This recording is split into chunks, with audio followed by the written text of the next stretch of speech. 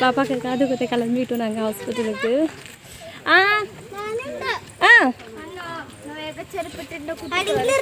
പക്ഷെ തല്ലോ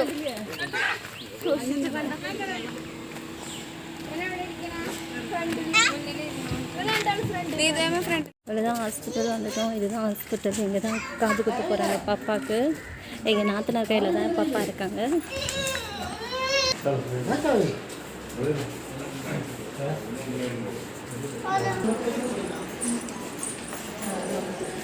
இப்போ தான் கூப்பிட்ருக்காங்க, போகிறோம். பயமாக இருக்குது. வலி இல்லாமல் குத்துங்க.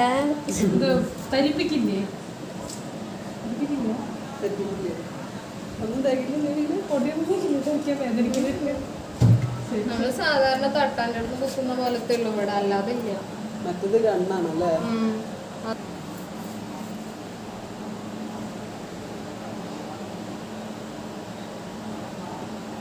ஐயோ நல்லா தூங்குறானே பாப்பா.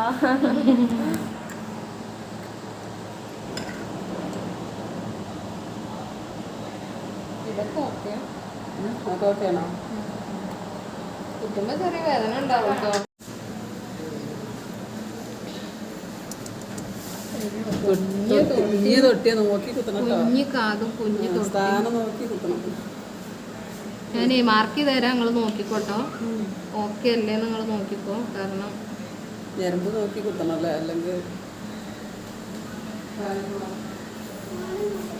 ചേച്ചി നോക്കിക്കോ. ഞാൻ മാർക്ക് ചെയ്തത് മാർക്ക് കറക്റ്റ് കറക്റ്റ് അല്ലേ നോക്കി. ரொம்ப கீழே இருக்க மாதிரி இருக்கு. കുറച്ചുകൂടി മോളിക്ക് വരണം. ரொம்ப കീഴെ. ചെറിയൊരു വേദന ഉണ്ടാവും. വേദന ഉണ്ടാവില്ല.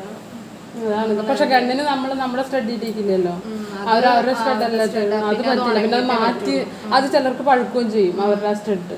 അതിനേക്കാളും നല്ലത് തന്നെയാണ്. അത് ഒരു മണിക്കൂർ, ഒരു അരമണിക്കൂറൊക്കെ ചെറിയൊരു വേദന ഉണ്ടാവും, അത്രേ ഉള്ളൂ. നേരെ പിടിച്ചോട്ടെ. ഈ കൈ വിടുന്നത് ഇളക്കണ്ട ആ കരച്ചിൽ നിർത്താനാ.